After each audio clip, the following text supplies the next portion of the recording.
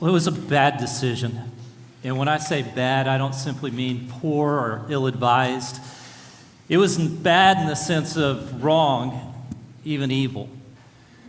If given the opportunity, I'm sure she would have been quick to come up with some type of meaningful explanation. She might have said that she'd been bored with her life, or perhaps that she was married to an insensitive jerk. Maybe it was a one-time lapse in judgment. Maybe she had been seduced. And even if what she said was true, it didn't change the fact that people would suffer because of her poor decision. Spouses were going to be crushed. The children were going to have to deal with the chaos of living with parents who were now in crisis. Friends were going to have to deal with seeing people that they cared about really hurt. The community in which they live was going to be negatively impacted. To what degree, I don't know. But what I do know is this, is society is only as strong as its families. And yes, there may have been some extenuating circumstances that led to this decision that she made in her life, but there was no justification that could take away the damage that had been done by her selfish decision. This particular decision, it had serious consequences, and not just for other people, but also for those who were involved, those who were guilty. Knowing the devastating consequences that marital unfaithfulness has on families and also on society, God in His infinite wisdom told Moses that those who are not faithful to their marriage vow should be punished. And what type of punishment did He assign to this particular misdeed? Well, listen to how the law of Moses reads. Leviticus chapter 20, verse 10. If a man commits adultery with another man's wife, with the wife of his neighbor, both the adulterer and the adulteress are to be put to death. In the ancient Jewish world, adultery was a capital offense. Now, that's no longer the case these days, but it would do us well to periodically reflect upon how seriously God takes marital faithfulness. Especially since we live in a society in which Hollywood often has us cheering for people, be it on the big screen or in the tabloids, to step outside of their marriage and hook up with someone even though the other party has a family of their own. This is the culture that we live in. We live in a culture that presents infidelity as a perfectly good option in one's pursuit of their own personal happiness in life. We live in a culture that comes up with nice-sounding terms like ethical non-monogamy, as if you're okay with it and I'm okay with it, then everybody ought to be okay with it. The problem is God's not. You see, the reality is that for a follower of Jesus Christ, marital unfaithfulness, adultery, it's not an option. Listen to the Word of God. Hebrews chapter 13, verse 4. Marriage should be honored by all, and the marriage bed kept pure. For God will judge the adulterer and all the sexually immoral. Listen to the warning in Revelation chapter 21 and verse 8. But the cowardly, the unbelieving, the vile, the murderers, the sexually immoral, those who practice magic arts, the idolaters, and all liars, they will be consigned to the fiery lake of burning sulfur. This is the second death. And so back to the law of Moses we go. It's black and white. It's not gray. If you step outside of your marriage, you are to die. Now, if keeping the letter of the law was the primary concern for the religious scholars in this particular community, then they would have stoned that particular woman and her affair partner without hesitation. But it wasn't. They didn't give 2 cents care about this woman's life. Didn't matter to them at all. What they were concerned about was Jesus. They had issues with him. What was their issue with Jesus? Well, in a nutshell, they viewed him as a blasphemous, demon-possessed fraud. As far as they were concerned, if anyone needed to die on this particular day, it was him. And so, we read these words in John chapter 7 and verse 1. After this, Jesus went around in Galilee. He did not want to go about in Judea because the Jewish leaders there were looking for a way to kill him. Religious leaders were looking for a way to get to Jesus, and they finally had one. And so we pick up the story in John chapter 8, beginning in verse 2. At dawn, he, Jesus, appeared again in the temple courts, where all the people gathered around him, and he sat down to teach them. The teachers of the law and the Pharisees brought in a woman caught in adultery. They made her stand before the group.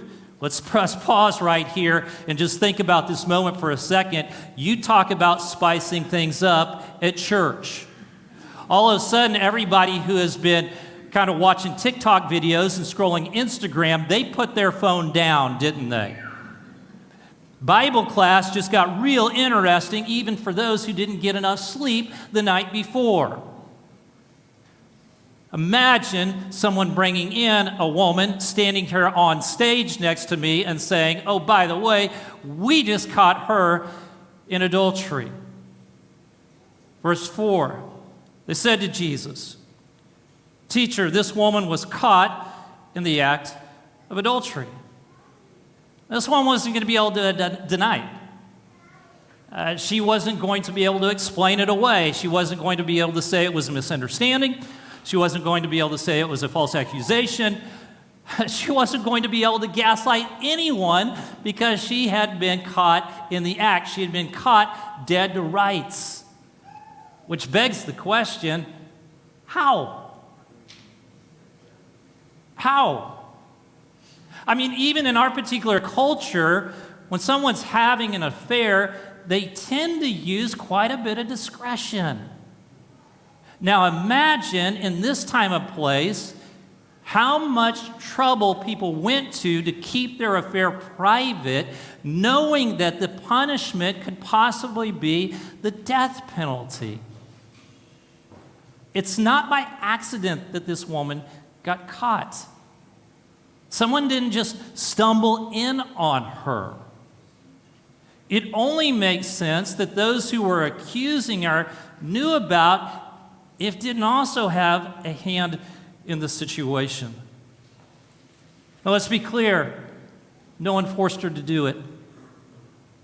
There is no one to blame besides her and also her affair partner. They were both guilty.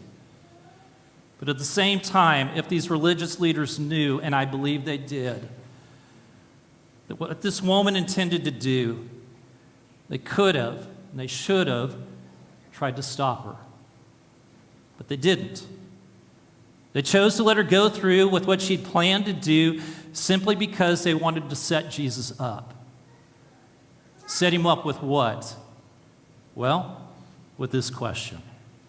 John 8, verse 5. In the law, Moses commanded us to stone such women. Now, what do you say? Jesus, this is what the law says. She's been caught, dead to rights. What do you say? The author adds this amendum in verse 6. They were using this question as a trap in order to have a basis for accusing him. They set the perfect trap. If Jesus said, well, the law is the law, let's start flinging stones at her, it would have absolutely destroyed the reputation he had built as a loving, compassionate leader, especially among the common people of that day. Not only that, it very well could have put him in the crosshairs of the Roman government, who believed themselves to be the only ones with the authority to hand out a death sentence. On the other hand, if Jesus comes back and he says, hey, everybody chill out, it's not that big a deal, this woman simply made a mistake, then these religious scholars would be able to say, we told you, he doesn't take the law seriously. He cannot be trusted as a religious leader. They had him. They finally had him right where they wanted him. Whatever he answered, it may not have led to his execution, but it was about to destroy his credibility. I mean, just absolutely tear it to pieces. Now, I imagine everybody was just anxiously waiting to see how's he going to answer? Which way is he going to go? Is he going to show that he supports the law? Is he going to show that he's a person who doesn't support the law? What are you going to do, Jesus? But nobody was as anxious in my mind as that particular woman. She's waiting. She's waiting for the answer. She wants the answer, I'm imagining. Even if Jesus says stone her, it couldn't have been a whole lot worse than standing there in all of your shame with all eyes on you. If you've ever been in that situation, if you've ever had your worst sin, your biggest failure, your biggest struggle brought to everybody's attention, you know how humiliating that is. You know that there's few punishments in life that are as painful of just having to stand there in all of your shame, fully exposed with the whole world to know what you've done. You just want it to go away, the humiliation. And humiliating is something we seem to delight in as a society, isn't it? I mean, if it will humiliate a social, a political, a religious opponent, then oftentimes we're quick to pass on the news, to send out a tweet, to post something on Facebook, even before we confirm if the facts are true or not. Let's humiliate them. That'll break them down. It'll destroy them. It'll kill them. Listen, I'm saying that sin should be exposed, not at all. Sin should be brought to light, but for the good of the victim and also for the good of the one who has sinned. Folks, it can't be that we care more about inflicting harm than we do about healing people. Our goal should be to help protect the victim, to help the victim, but at the same time lead the guilty to repent and to heal. If there's one thing that's sure to keep people stuck in their sinful, ungodly behavior, it is to treat them in a way in which they stay stuck in their shame cycle. It's not the way of Jesus. So while all eyes are on this particular woman, his are not. He doesn't shoot her a condemning look. He doesn't even speak a word of harsh judgment. In fact, he doesn't say anything at all, at least initially. Instead, he bends down, he begins to write in the dirt. John chapter 8, verse 6. But Jesus bent down and started to write on the ground with his finger. What did he write? Well, that's the one we always like to talk about, right? Well, what did he write? And we got all these speculations. Well, maybe he wrote about how these guys had conspired to set this woman up. Or maybe he wrote a list of individual sins and names. And a lot of scholars believe he wrote Jeremiah chapter 17 and verse 13. Lord, you're the hope of Israel. All who forsake you will be put to shame. And those who turn away from you will be written in the dust, because they have forsaken the Lord, the spring of living water. Whatever he wrote, I imagine it turned the attention of the crowd away from this woman, just kind of diverted their attention, but it also prepared the religious leaders to hear the response he was about to give. What's the verdict? We're going to execute? We're going to pardon? Which way are we going to go? Jesus gives his answer in John chapter 8, verse 7. When they kept on questioning him, he straightened up and said to them, let any of you who is without sin be the first to throw a stone at her. In no way did Jesus forbid the religious leaders from carrying out the law. He came to fulfill the law, not to abolish it. And at the same time, he didn't excuse her behavior. He didn't say it's no big deal. He didn't try to explain it away. But what he did do was this.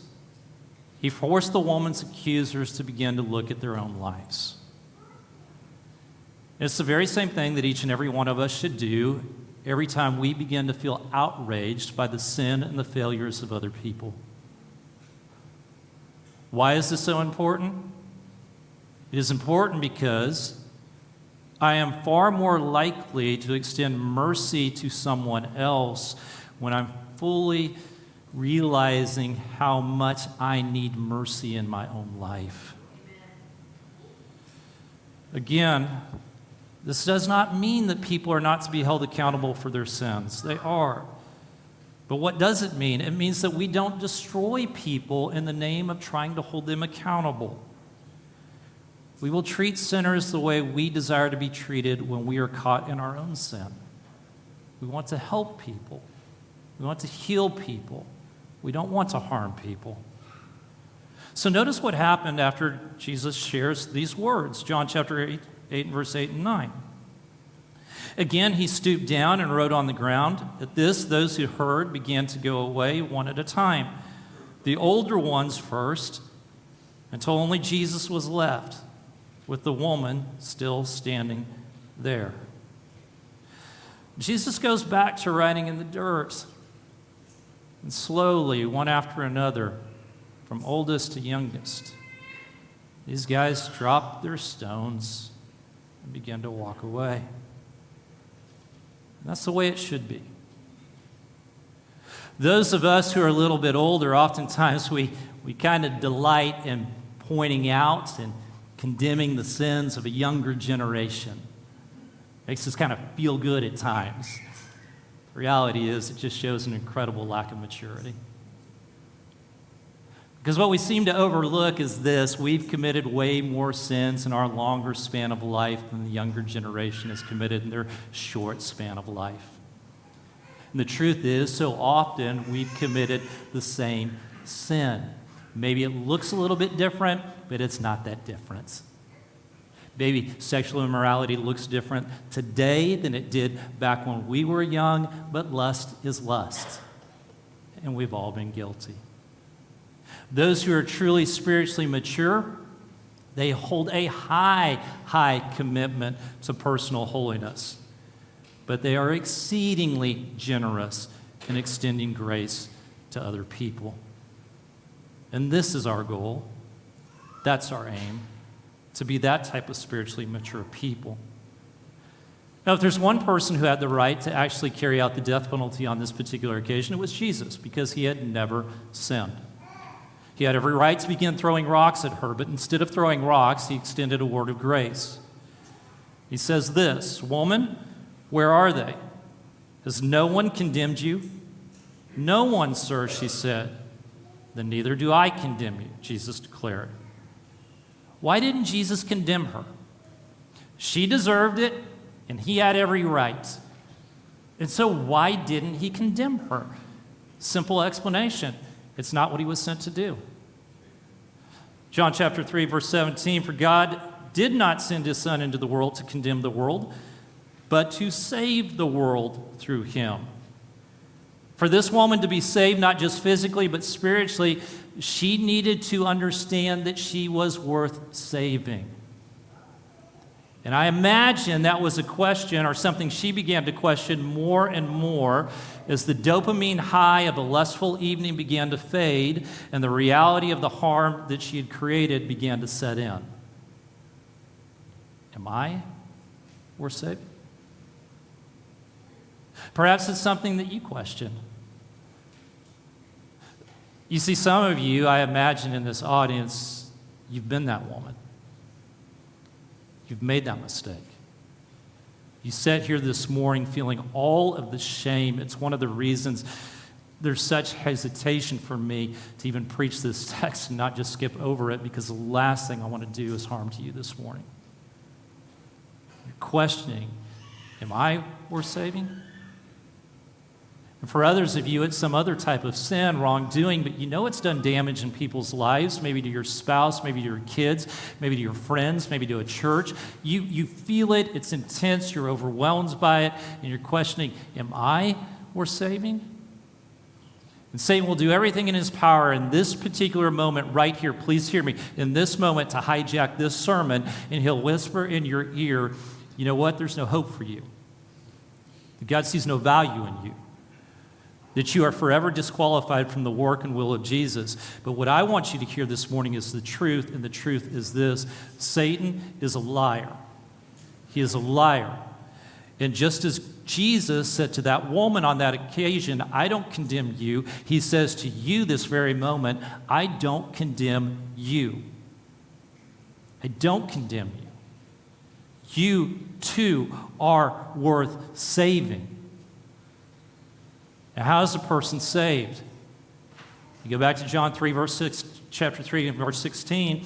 He says this: For God so loved the world that he gave his one and only Son, that whoever believes in him shall not perish, but have eternal life. You look to Jesus. You put your faith and trust in Jesus and the work that he accomplished for you on the cross. Now, there are a couple of observations that I want to share with you that you know well. Just want to remind you about the forgiveness of Jesus that we must not overlook and we must not forget. Number one is this: forgiveness does not remove every consequence. It doesn't remove every consequence. This particular woman, even though Jesus said, I don't condemn you, just think about what she had to face. She had to go back home to a husband who no longer trusted her, and a husband who had every right to then say, here's your certificate of divorce, good luck to you. She was facing the reality of being the gossip of the town for however long. She had to look into the eyes of her children and deal with the pain that they felt. She had to deal with another woman who was angry that she'd stole her husband for a night. Consequences are no fun. They're no fun. But here's the good news this morning, is that Jesus Christ will be with you every step of the way if you will faithfully deal with those consequences. That if you'll submit to his will, he will protect you in ways that you cannot begin to imagine. Now, the second reality that we need to hold on to about the forgiveness of Jesus is simply this: forgiveness is not cheap. It's not cheap. In making that decision, Jesus saying, I don't condemn you, to save her life eternally, Jesus would have to give up his own. The life he gave up was not only for her, but it was for each one of us. And this is why, as a church community, every single Sunday, we gather around the Lord's table, and we take time to remember, and we take time to say thank you. We take time just to be amazed that Jesus would pay such a high price so that we would never have to deal with the punishment that we deserve. And may we forever be overwhelmed with the spirit of thankfulness.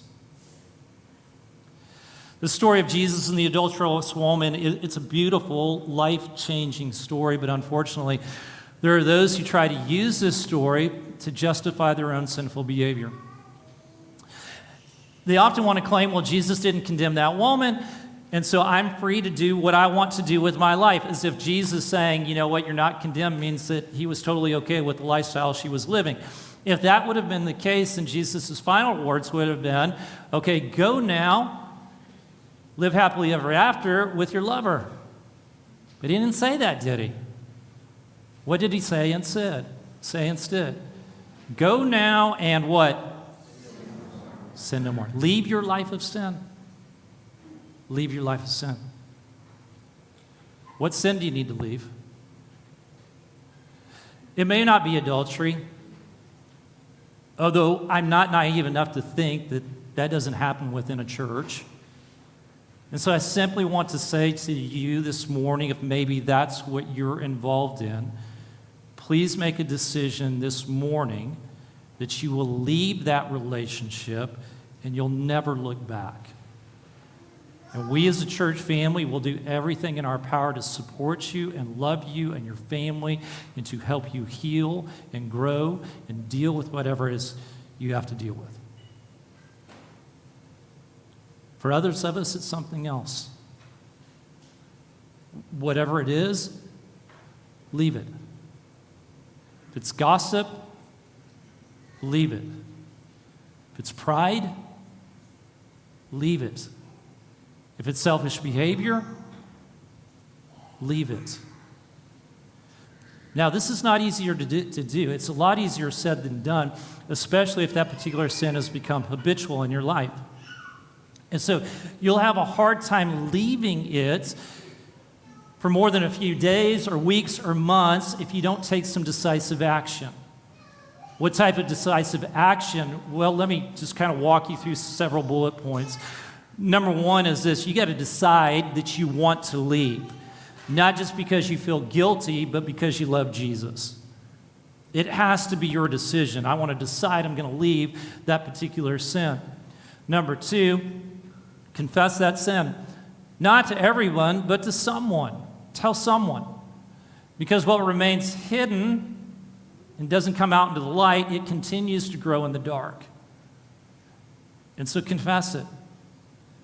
Number three, surrender it to God. The reality is, you and I, we don't have the power within ourselves to walk away from that sin or be free from that sin, but the resurrection power of Jesus is available to set us free. In fact, it has set us free. And so surrender to God. Number four, deal with the real issue. Deal with the real issue. Our gluttony, our binge shopping, our pornography use, it's a sin, but that's not the real issue. The pain, the anger, the disappointment, the shame that we're trying to numb with those behaviors, that's the real issue. And so somehow you got to get below that external behavior and deal with what's going on deep within you internally to begin to heal that, and then you begin to see some freedom from these behaviors. Then finally, live in community. Live with a group of people that you can trust.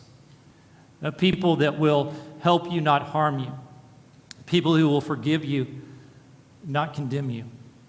People who will challenge you, hold you accountable, and not excuse you. Live in community.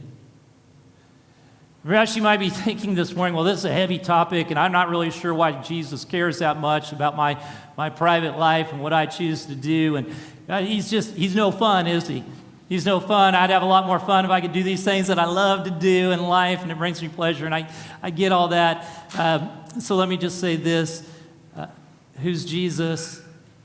He's a great physician. He's a great, loving physician. He wants to heal you so that you might enjoy full life.